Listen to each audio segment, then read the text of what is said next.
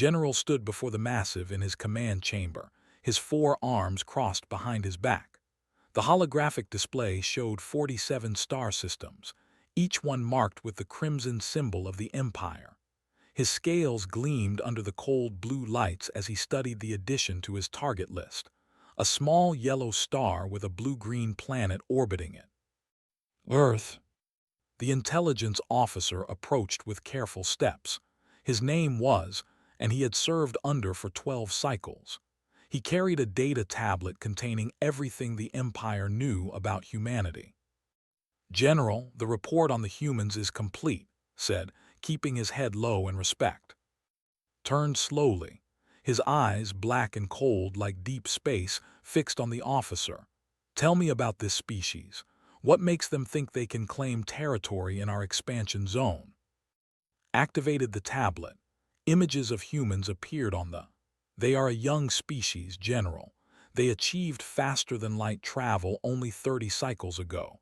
They have established 3 colony worlds, but their military presence is minimal. Our estimates suggest they have fewer than 200 combat vessels." The general let out a harsh laugh that sounded like grinding metal. 200 ships. We have 10,000 in the Third Fleet alone." "Yes, General. Their technology is primitive. They still use kinetic weapons in many of their designs, chemical propulsion for atmospheric craft. Their average is barely 80 cycles." Walked closer to the screen, examining the images of human cities and vessels. Everything looked fragile to him, small, weak. What of their military history? "They have fought among themselves frequently, General. Countless wars on there, but they have never faced a true galactic power. The other council species avoid conflict with them, but that appears to be politeness rather than fear." "Politeness," repeated, his voice dripping with contempt. "The council grows soft. This is why the Empire will rule the galaxy. We understand that strength is the only language worth speaking." He moved to his command chair, a massive throne-like seat made from the hull plating of the first ship he had ever commanded. Had conquered 6 species in his career. Each one had begged for mercy. Each one had learned that they did not negotiate. "Prepare a message to the Galactic Council," ordered. "Humanity has 30 days to surrender all their colony worlds and accept governance. If they refuse, we will take what is ours by force." Hesitated. "General, should we not observe them further, gather more intelligence?" His hand slammed down on the armrest. "I have conquered species with 1,000,000 years of civilization. I have brought empires to their knees. These humans are children playing with toys they barely understand. Prepare the message." "Yes, General." 3 days later, Ambassador Daniel Cooper stood in the great chamber of the Galactic Council. The room was enormous, designed to hold representatives from 200 species. The architecture was ancient, built by the first spacefaring civilizations thousands of years ago. Today, it felt like a tomb. Daniel was a tall man with gray hair and calm blue eyes. He had served as Earth's ambassador for 5 years, and in that time he had learned to read the mood of the council. Today, that mood was fear. The holographic message from General played for everyone to see. The general's face filled the center of the chamber, his voice echoing off the walls. "Humans of Earth, you have expanded into territory that belongs to the Empire by right of conquest. You will surrender your 3 colony worlds, New Plymouth, New Harmony, and New Boston. You will accept governors to rule over your species. You will provide resources and labor as tribute.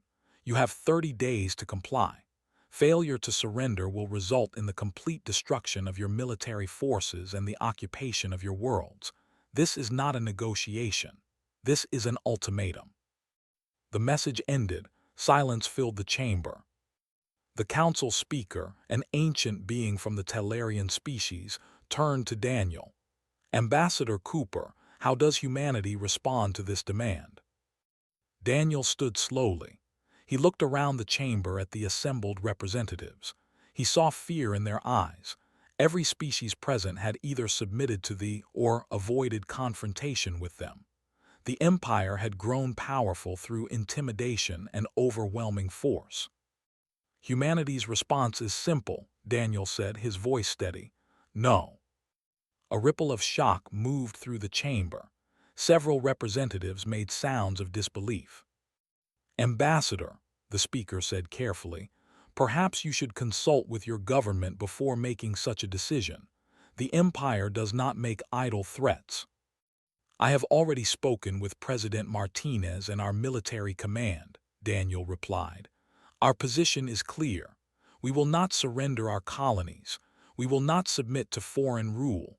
We will defend our citizens and our territory. A representative from the collective, a species that had surrendered to the 5 years ago, leaned forward. You do not understand what you are choosing.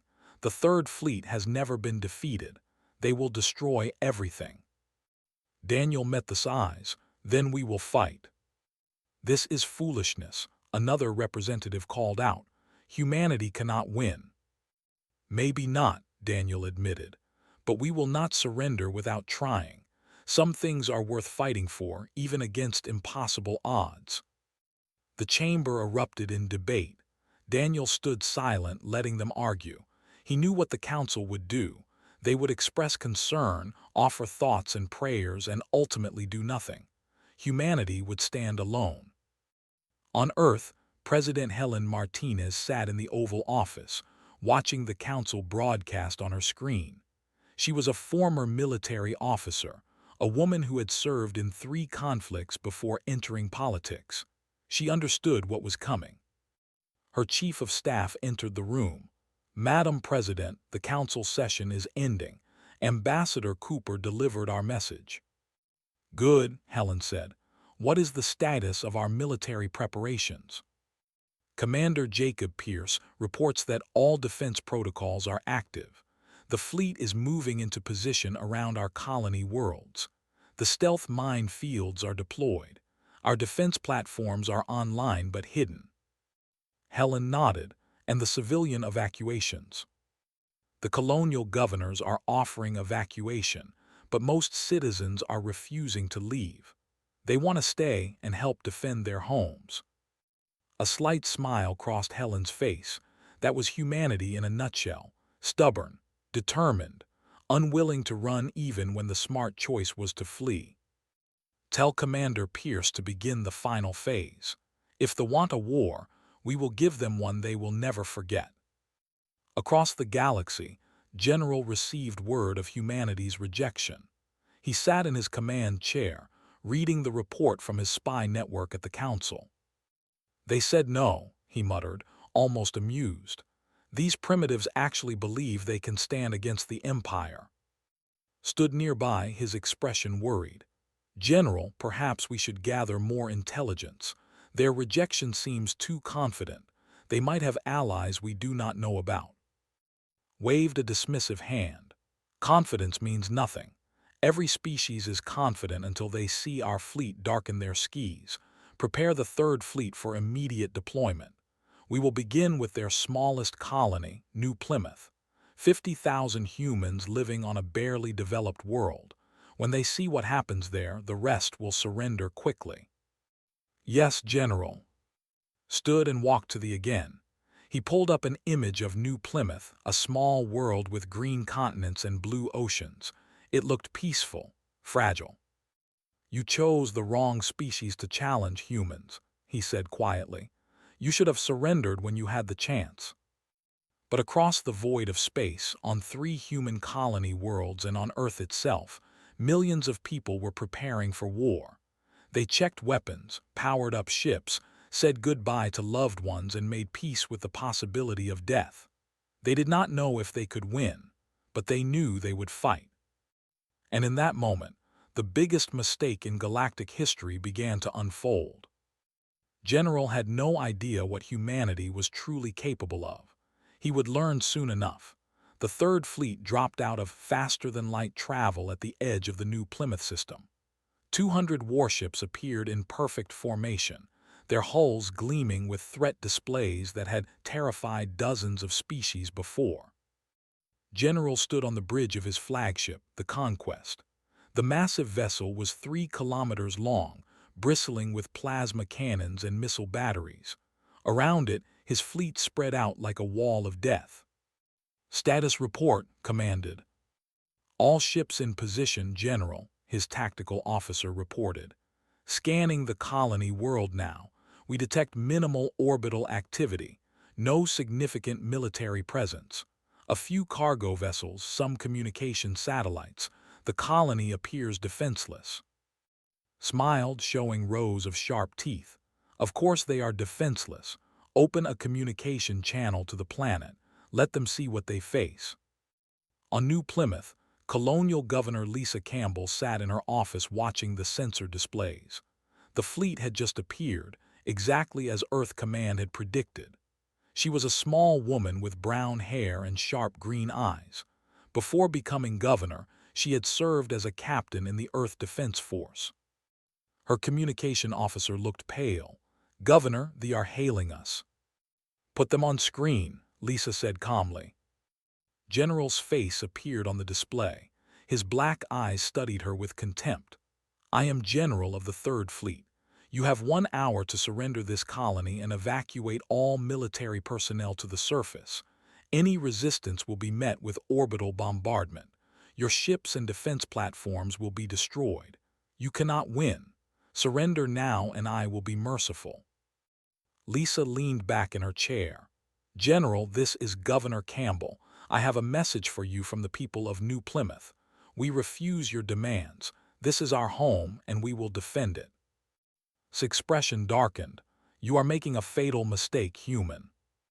"Maybe," Lisa said, "but it is our mistake to make. New Plymouth stands." She cut the transmission. In space, stared at the blank screen for a moment. Then he turned to his tactical officer. "Move the fleet into bombardment position. Destroy any military assets in orbit. Show these humans the price of defiance." The fleet began moving forward, their weapons systems powering up. The ships moved in tight formation, a tactic that had always worked for them. Their shields overlapped, creating a nearly impenetrable wall of protection. Their plasma cannons charged, ready to rain fire on anything that resisted.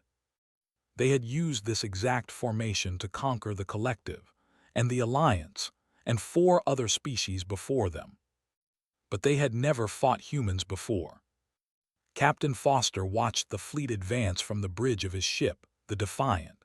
The cruiser was small compared to the vessels, barely 300 meters long, but did not look worried. He was a young man, only 32 years old, with short black hair and a scar on his left cheek from a training accident. He had graduated top of his class from the Earth Naval Academy and had studied every military engagement in human history.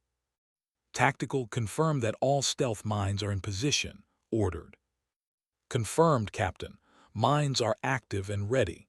Enemy fleet is moving into the kill zone now." Watched the ships move closer. They were so confident, so sure of their superiority. They had no idea what was waiting for them. "All ships maintain stealth protocols," said calmly.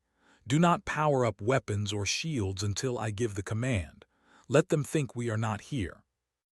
Around New Plymouth, 20 human warships waited in complete silence. Their stealth systems made them nearly invisible. Their crews sat ready, hands on weapons controls, waiting for the order. The fleet moved deeper into the system, studied the sensor displays, pleased with what he saw. No organized defense, no military response, just a few civilian ships fleeing toward the planet. "General, we are in optimal bombardment range," his tactical officer reported.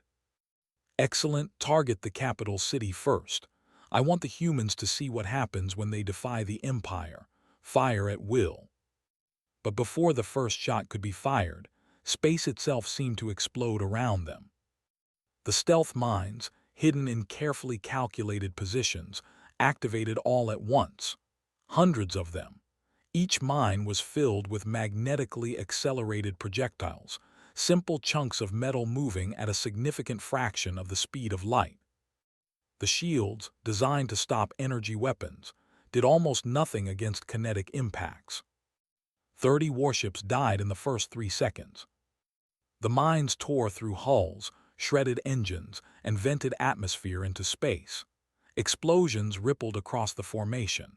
Ships that had seemed invincible moments ago simply came apart. On the Conquest, alarms screamed.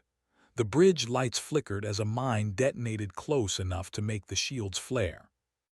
"Report!" roared. "Mines, General. Hidden mines throughout the system. We have lost contact with 30 ships. Heavy damage reported across the fleet." "How is this possible?" demanded. "Our sensors detected nothing."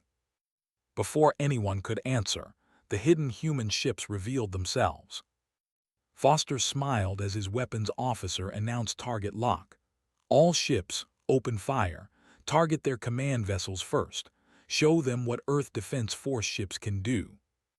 The Defiant spoke, sending solid projectiles downrange at tremendous velocity. Around it, 19 other human ships opened fire as well. The weapons were not as powerful as plasma cannons, but they were fast, accurate, and the shields were already weakened from the mine strikes. The human ships moved like nothing had ever seen. They did not stay in formation. They did not fight like a unified fleet. Each ship moved independently, using maximum thrust to change direction constantly. They attacked from multiple angles, never staying in one place long enough to be targeted effectively. It was chaos, beautiful, deadly chaos. A human destroyer came screaming past the Conquest, firing as it went. The rounds hammered into the flagship's side, tearing holes in the armor. Before the gunners could track it, the destroyer was gone, already accelerating in a different direction. "Return fire!" screamed. "Destroy them!" But hitting the human ships was like trying to swat insects with a hammer. The weapons were powerful but slow to track. The human ships moved with precision and speed that should not have been possible for vessels of their size. Foster's voice filled the communication channel between the human ships. "Focus on their command ships. Hit them hard and keep moving. Do not let them pin you down. Remember your training." The battle became a nightmare for the. Every time they tried to form a defensive line, human ships would appear from unexpected angles. Every time they thought they had a target locked, the human vessel would execute a burn that should have torn it apart, but somehow did not. On New Plymouth, Lisa Campbell watched the battle unfold on her screens. Despite the tension, she felt proud. The Earth Defense Force was doing exactly what they had trained for. They had expected a traditional fleet engagement. Instead, they got guerrilla warfare in space. Gripped his command chair so hard his claws dug into the metal. Around his flagship, his fleet was being torn apart. Not by superior numbers or better weapons, but by tactics he had never encountered. The humans fought like every ship was independent, yet they somehow coordinated perfectly. "General, we have lost 60 ships," his tactical officer reported, his voice shaking. "Enemy casualties are 0, 0, General." "Impossible. They are too fast, too maneuverable. Our targeting systems cannot keep track of them. And they are using electronic warfare we have never seen. Our communications are being jammed. Our sensors are being spoofed." Another explosion rocked the Conquest as a human ship made a close pass. Watched on the as a small human cruiser destroyed one of his heavy battleships with a sustained barrage to its engines. The battleship exploded in a ball of fire. For the first time in his military career, General felt something he had never experienced before. "Fear. All ships withdraw," he commanded. "Fall back to the edge of the system." "General, if we retreat now." "Do it." The fleet tried to disengage, but the human ships pursued them relentlessly. Foster had no intention of letting them escape easily. His ships continued to strike, targeting engines and weapon systems, crippling rather than destroying when possible. By the time the fleet reached the edge of the system and jumped to faster-than-light speed, they had lost 68 ships. The human fleet had not lost a single vessel. On the Defiance, crew cheered, but himself remained calm. Stand down from combat alert. Begin recovery operations for any escape pods, including ones. Contact Governor Campbell and inform her that New Plymouth is secure. His communication officer looked surprised. Sir, you want to rescue the survivors? We are not monsters, said simply. We fight when we must, but we do not murder the defenseless. Proceed with rescue operations. Across the galaxy, the Galactic Council received word of the battle within hours. Ambassador Daniel Cooper stood before them again, this time with sensor logs and tactical data. The Third Fleet attacked New Plymouth without provocation, Daniel said. They came with overwhelming force to conquer a peaceful colony. They were defeated. The chamber erupted in shocked conversation. The Empire had never lost a major engagement. Never. And humanity had just won, without losing a single ship. On the Conquest, limping toward territory with his damaged fleet, General sat in silence. His officers did not dare speak. They had all seen what happened. These humans, these supposedly primitive creatures, had made him look like a fool. But was not finished. He would return with a larger fleet. He would crush these humans and make them pay for this humiliation. He did not yet understand that he had already made his fatal mistake. He had underestimated humanity once, and in war, that was often all it took to lose everything. General paced through the intelligence chamber aboard the Conquest like a caged predator. His flagship was still being repaired, burn marks scarring its hull from the battle at New Plymouth. Around him, intelligence officers hurried to compile data on humanity, their movements nervous and quick. Approached with another data tablet, his posture cautious. The intelligence officer had learned to be careful around the general since their defeat. His temper had grown dark and unpredictable. General, I have the detailed reports you requested about human military history. Snatched the tablet from his hands. His black eyes scanned the information rapidly. What he read made his blood run cold. Humans had fought in thousands of wars. The data showed conflicts spanning their entire recorded history. Wars over territory, resources, religion, ideology. Wars that killed millions. Wars that shaped their entire civilization.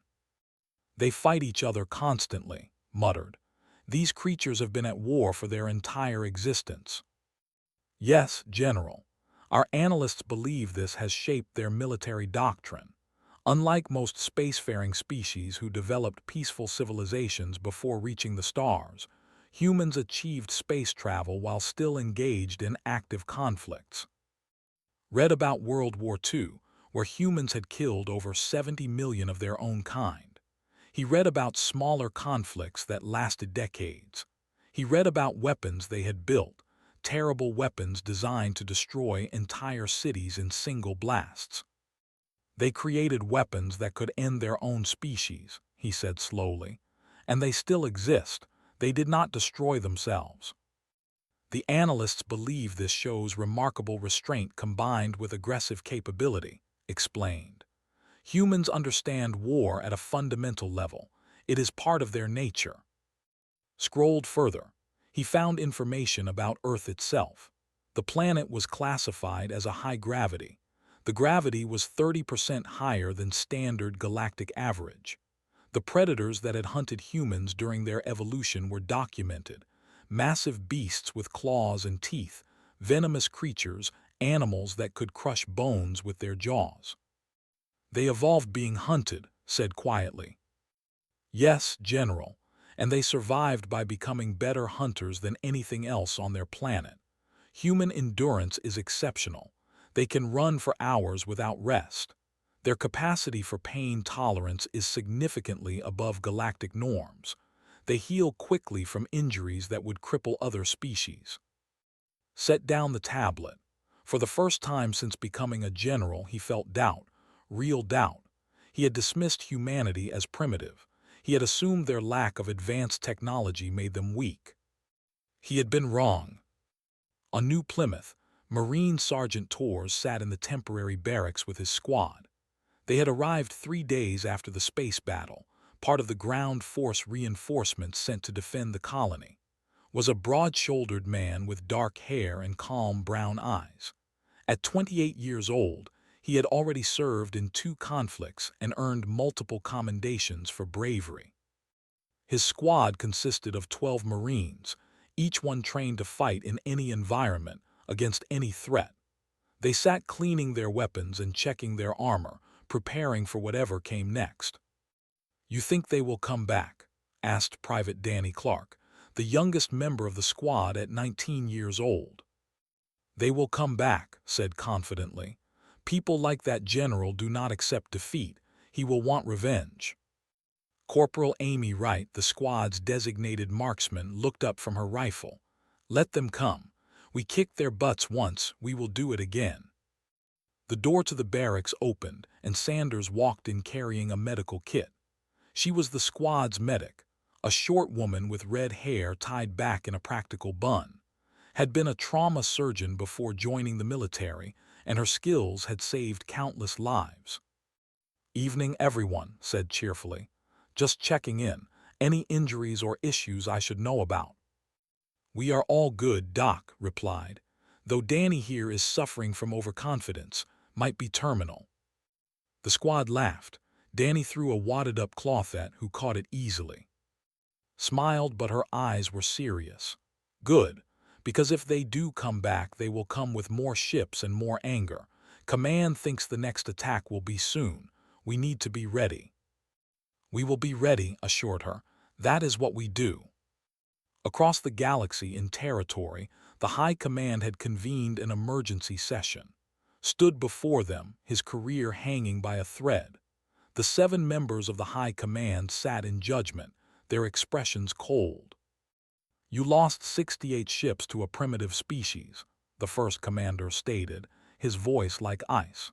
"You assured us that humanity would surrender without a fight. Instead, you suffered the worst defeat in military history." Kept his head high despite the shame burning inside him.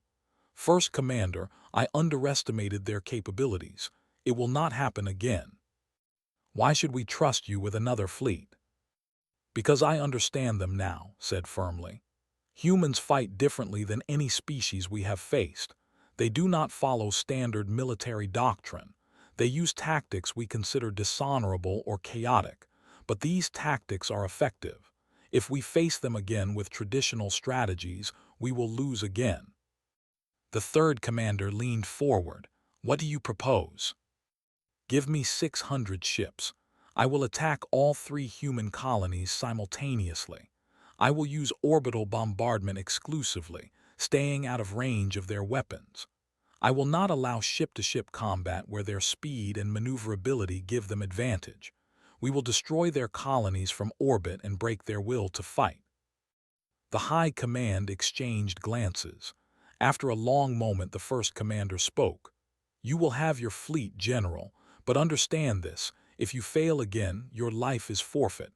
The Empire does not tolerate incompetence." "I will not fail," promised. On Earth, Admiral studied the tactical displays in the command center beneath Earth Defense Force headquarters. She was a veteran of 30 years, a tall woman with silver hair and eyes that missed nothing. She had risen through the ranks by being smarter than her enemies and more ruthless when necessary. Commander Jacob Pierce stood beside her.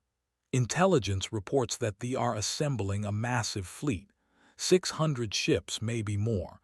They are pulling vessels from across their territory." "They are coming for all 3 colonies at once," said calmly. "Wants to overwhelm us with numbers." "Can we stop them?" Smiled coldly. Thinks he learned from his defeat, but he only learned one lesson. He needs to learn several more. She activated the communication system. Within moments, she was connected to every ship captain in the Earth Defense Force. "This is Admiral. They are coming back, and they are bringing everything they have. They think numbers will win this war.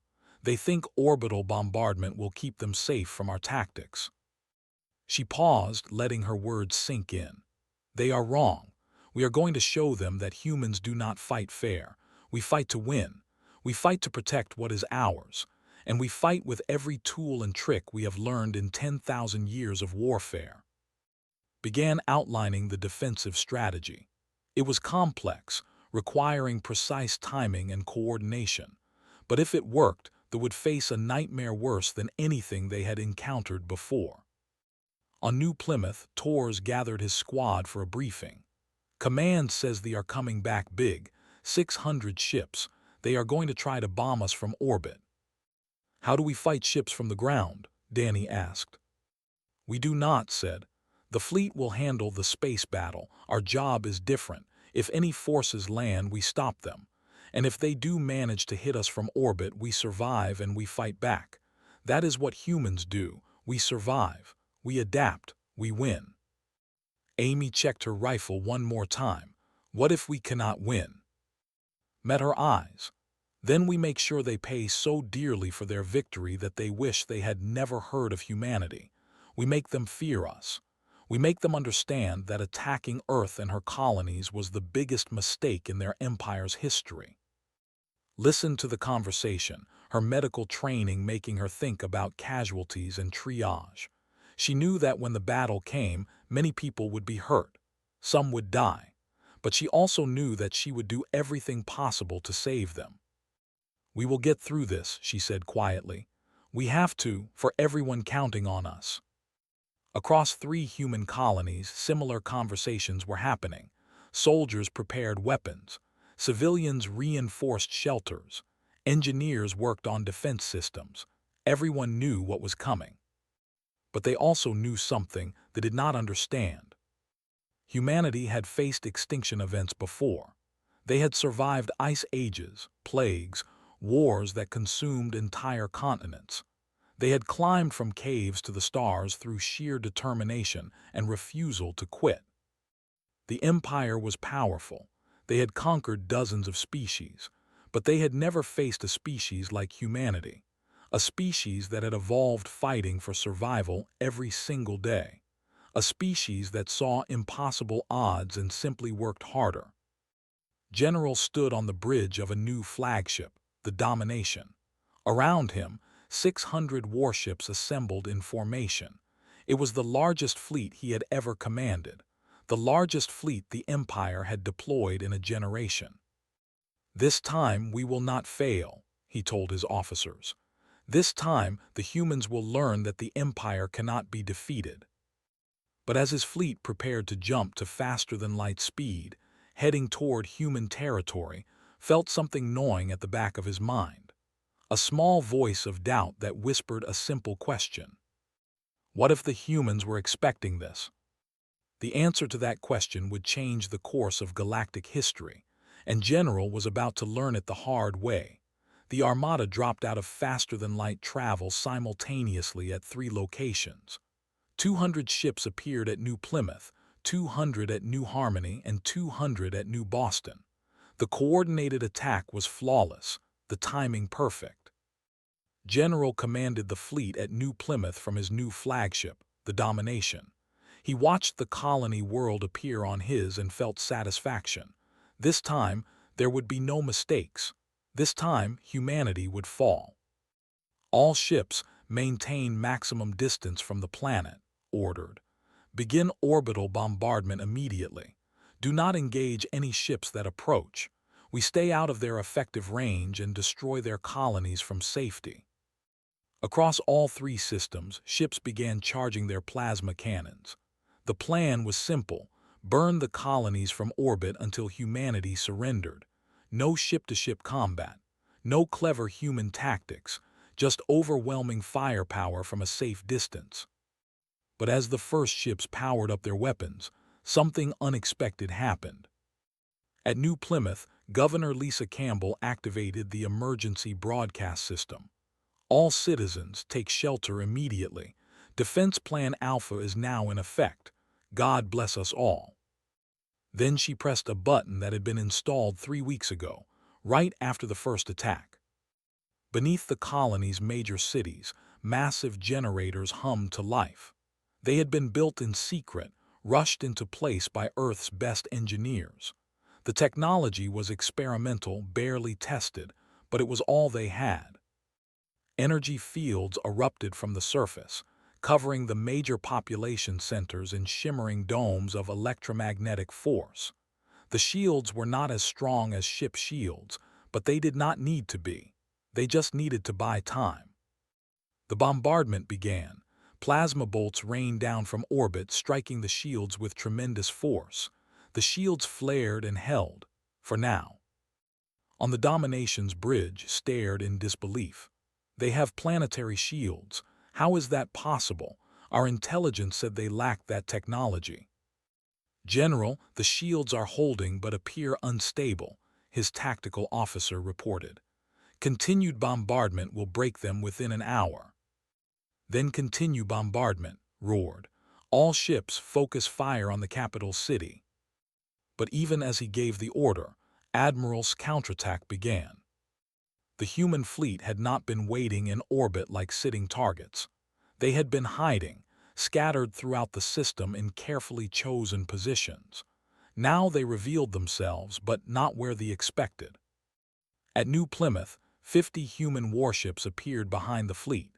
They had used the planet's moon to mask their approach, a tactic as old as warfare itself. But in space, with modern sensors, it should have been impossible. Unless you had the best electronic warfare specialists in the galaxy, which humanity did. Captain Foster led the charge from the Defiant. All ships execute attack pattern Delta, hit them hard and fast, target their rear shields. The human ships accelerated to maximum thrust, closing the distance before they could react. Opened fire, sending streams of solid projectiles at the enemy fleet.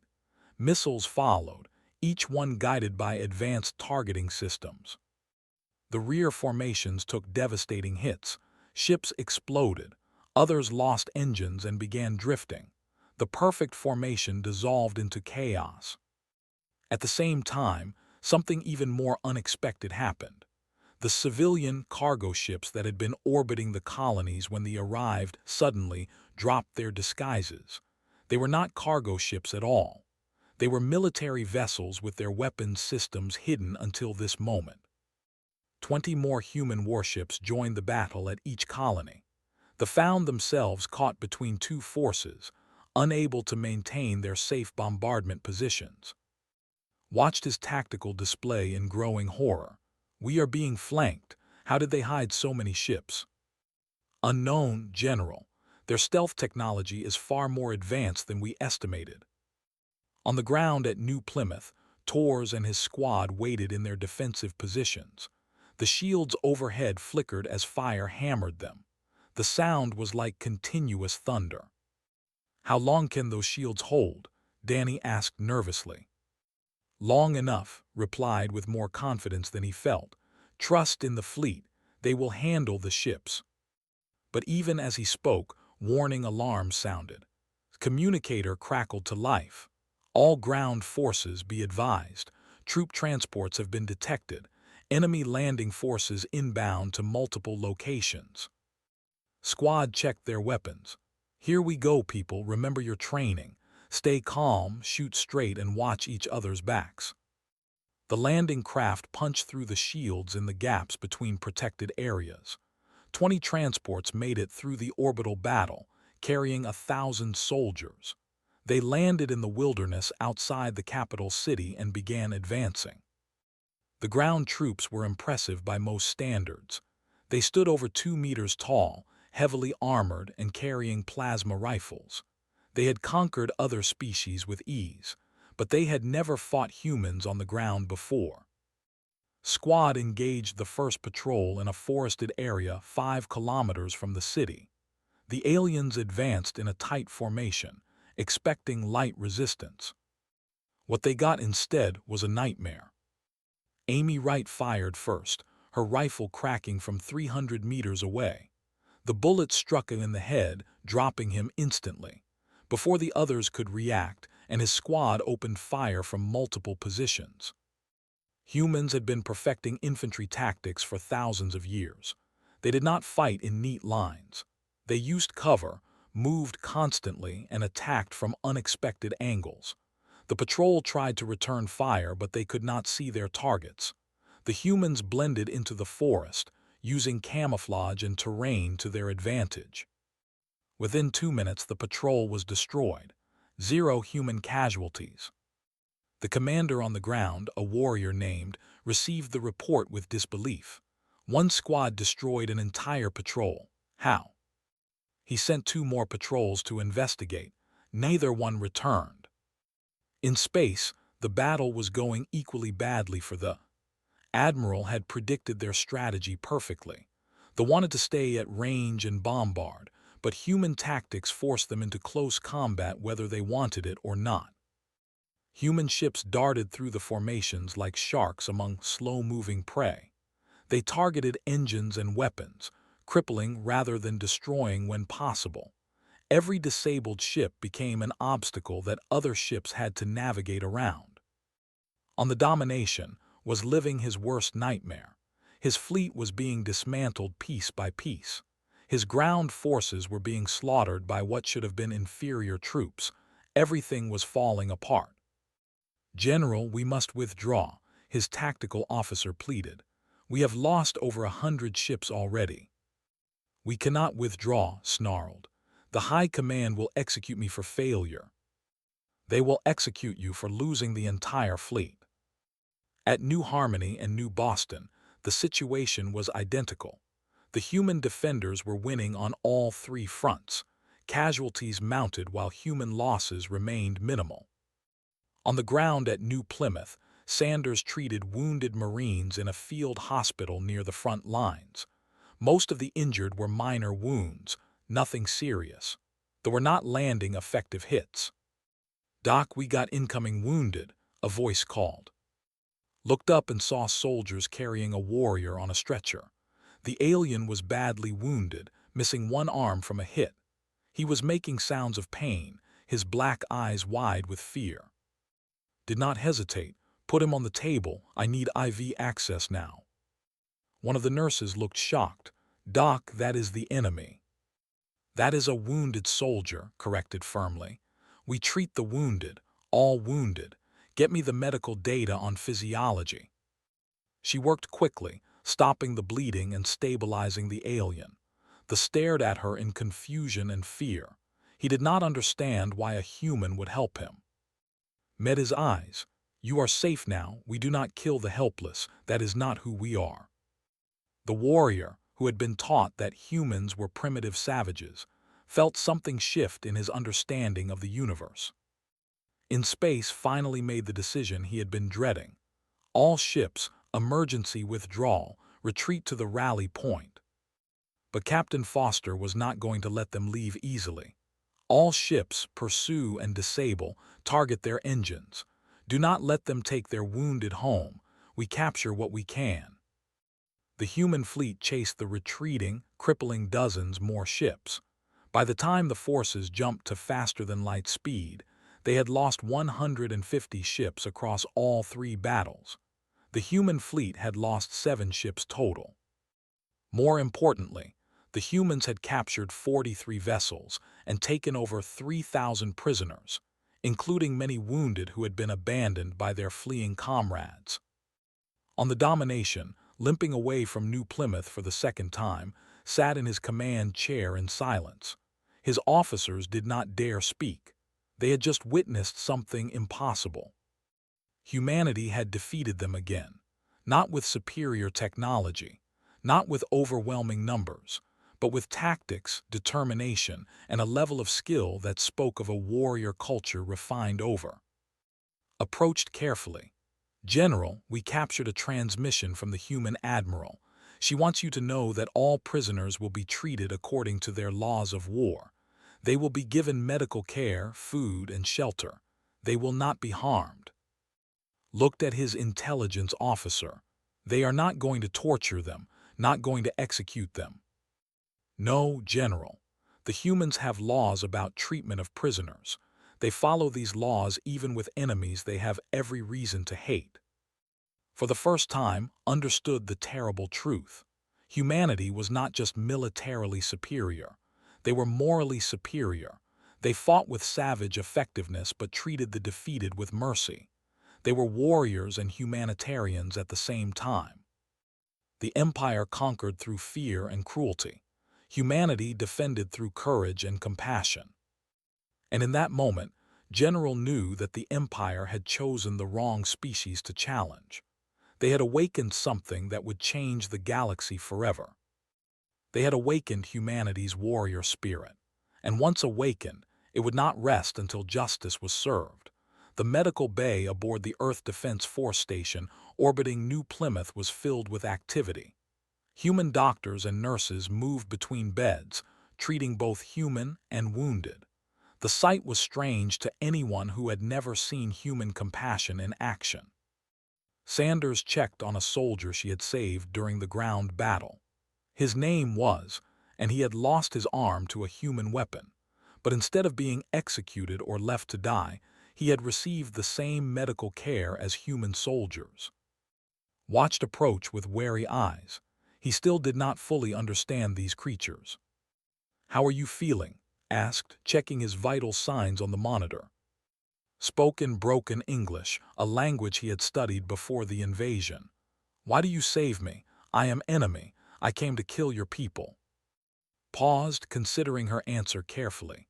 "Because you are wounded and no longer a threat. In human culture, we have rules about war. We fight hard, but when the fighting stops, we treat the injured, all injured. It is called mercy, and it is what separates us from monsters." "Empire does not show mercy," said quietly. "Defeated enemies are eliminated or enslaved." "I know," replied, "but we are not the Empire. We are human, and we believe that how you treat your enemies says more about you than how you treat your friends." Across the station, similar conversations were happening. 3,000 prisoners were being held in comfortable conditions, given food, medical care, and treated with respect. To warriors who expected torture and death, this was beyond comprehension. On Earth, the Galactic Council had convened an emergency session. The chamber was packed with representatives from every species, all wanting to understand how humanity had defeated the supposedly invincible Third Fleet twice. Ambassador Daniel Cooper stood before them, calm and composed. "The Empire attacked our colonies without provocation. They came with overwhelming force, intending to conquer peaceful worlds. We defended ourselves. That is our right under Council law." The representative, a diplomat named, stood angrily. "You destroyed over 200 of our ships. You have taken thousands of our soldiers prisoner. This is an act of war." Daniel turned to face him. "Your general declared war when he issued his ultimatum. We simply refused to surrender. The Empire is used to species that submit without fighting. We are not those species." The council speaker raised his hand for silence. "The question before us is what happens next. Will this conflict continue? Will it spread?" "That depends on the Empire," Daniel said. "Humanity did not want this war. We were content to live in peace, developing our colonies and contributing to galactic civilization. But we will not be conquered. We will not surrender our freedom. If the Empire attacks again, we will defend ourselves again, and we will win again." Glared at him. "You are confident for a species that barely reached the stars." "We are confident because we know ourselves," Daniel replied. "We know our history. We know what humans can do when pushed to fight. Your general learned that lesson twice. Perhaps it is time for your empire to learn it as well." In space, General stood before the High Command once more. This time he expected execution. He had lost 2 battles, hundreds of ships, and thousands of soldiers. By law, such failure deserved death. But the first commander surprised him. "General, your failure is absolute. However, we have reviewed your reports and the tactical data from both engagements. We have concluded that the defeat was not entirely your fault." Looked up confused, First Commander. "Humanity is unlike any species we have encountered," the third commander said. "They fight with tactics we do not understand. They combine advanced technology with primitive aggression. They are warriors by nature, refined by thousands of years of constant warfare among themselves. The first commander leaned forward. You reported that humans treat their prisoners with mercy, that they follow laws of war even when facing enemies. Is this true? Yes, First Commander. Our captured soldiers are being held in comfortable conditions. They are being given medical care. The humans are treating them according to some code of conduct they call the Geneva Convention. The High Command exchanged glances. This was unheard of in their experience. Species that conquered did not show mercy. Yet humanity had proven they could fight savagely while maintaining moral standards. General, you are demoted but not executed, the first commander declared. You will serve as an advisor to our diplomatic corps. We are sending negotiators to meet with humanity. This war must end before we lose more than we can afford. Felt shock. The Empire had never negotiated from a position of weakness before, but he understood. Humanity had proven they could not be conquered easily. Continuing the war would cost more ships, more lives, and would ultimately fail. What are our terms? Asked. That is for the diplomats to decide. But understand this, the galaxy is watching. Every species under our control is seeing what happened. If humanity can resist us, others may try as well. We must end this quickly and with some dignity intact. On New Plymouth, Torres and his squad were helping with reconstruction efforts. The bombardment had damaged some areas outside the shield coverage, and everyone was working to repair the damage. Danny walked up too, looking thoughtful. Sergeant, do you think they will come back? Set down the construction equipment he was carrying. I do not think so. We hit them too hard twice.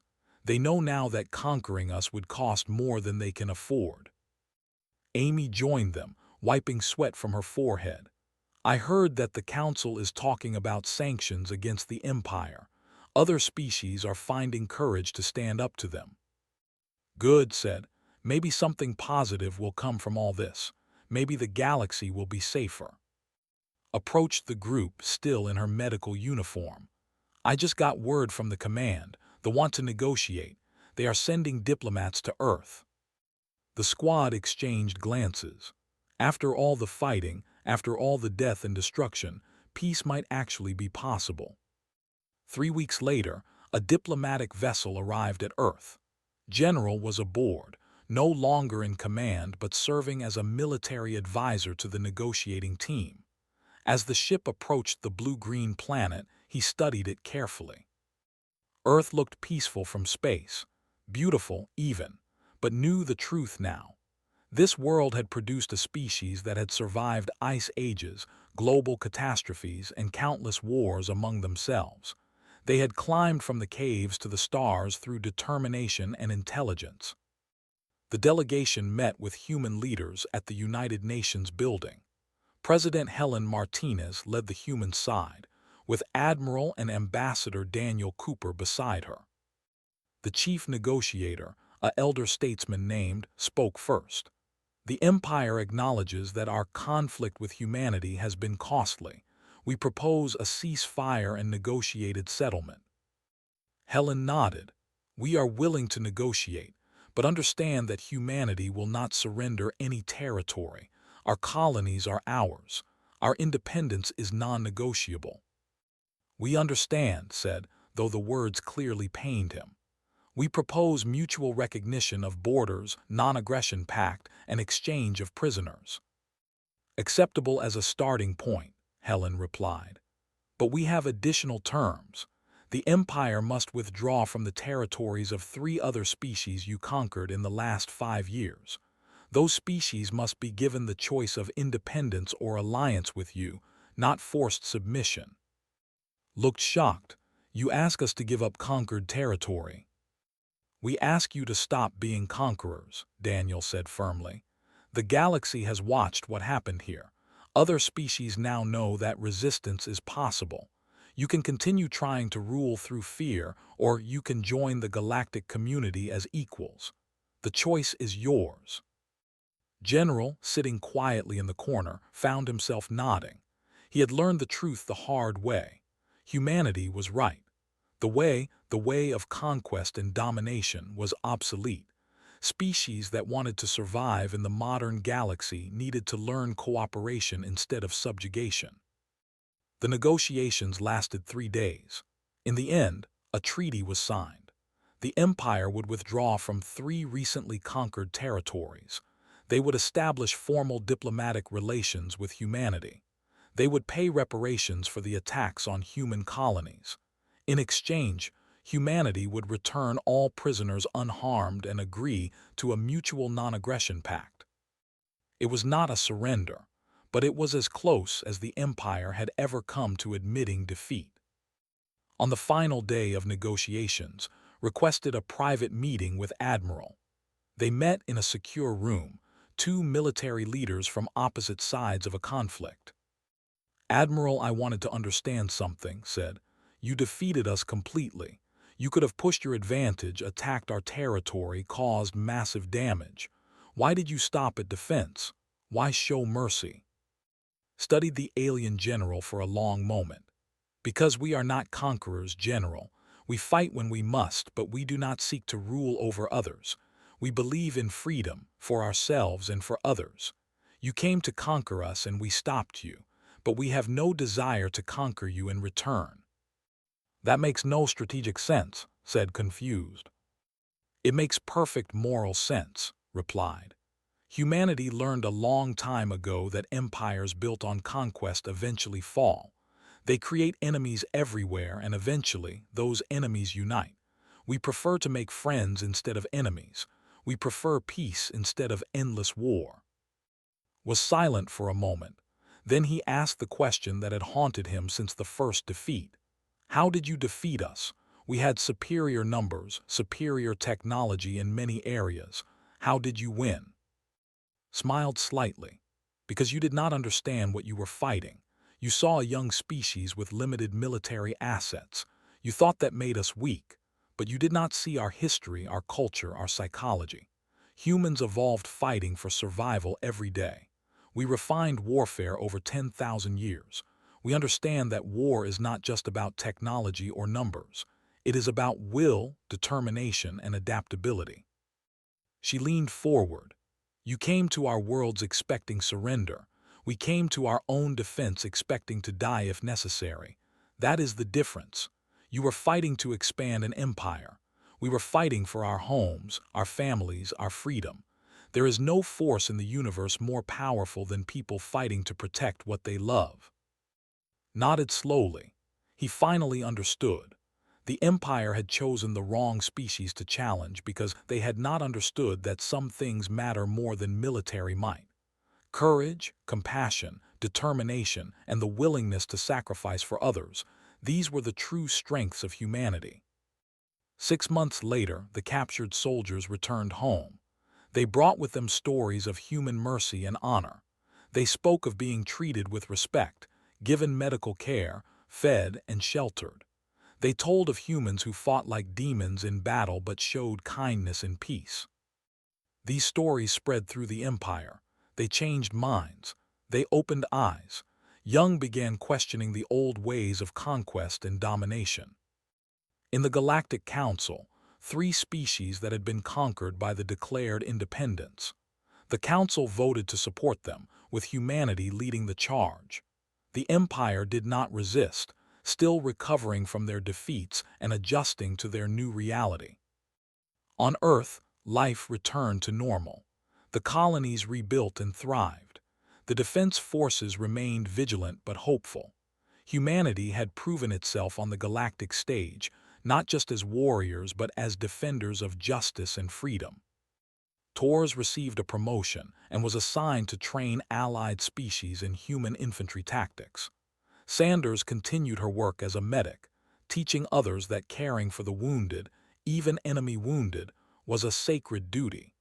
Captain Foster became an instructor at the Naval Academy, sharing the lessons learned from 2 historic battles. And on New Plymouth, Governor Lisa Campbell stood looking up at the stars one evening. She thought about how close they had come to defeat and how they had triumphed instead. She thought about the courage of everyone who had fought and the mercy they had shown in victory. The galaxy had learned an important lesson. Humanity was not to be underestimated. They were warriors when they needed to be, but they were also peacemakers, healers, and defenders of the innocent. They were a species that would change the course of history. General, in his new role as an advisor, often thought about his encounters with humanity. He had learned the hardest lesson of his military career. You could have all the ships, all the weapons, all the technology in the galaxy. But if you lacked the will to use them properly, if you lacked understanding of your enemy, if you fought only for conquest instead of for something worth dying for, you would lose. Humanity had taught the galaxy that lesson, and the galaxy would never forget it. The story of how an alien general panicked when he challenged the wrong species spread throughout known space. It became a cautionary tale, a reminder that strength came in many forms, and that the seemingly weak could be the strongest of all when they fought for their freedom. And somewhere in the vast darkness of space, on 1,000 different worlds, beings looked up at the stars and felt hope. If humanity could stand against the Empire and win, maybe they could too. Maybe the era of conquest was ending. Maybe a new era of cooperation and mutual respect was beginning. It had all started because one general made a terrible mistake. He had looked at humanity and seen weakness. He had issued an ultimatum expecting surrender. Instead, he found warriors who would never quit, who would never surrender, who would fight with everything they had to protect what mattered most. He had chosen the wrong species to challenge, and in that choice, he had changed the galaxy forever.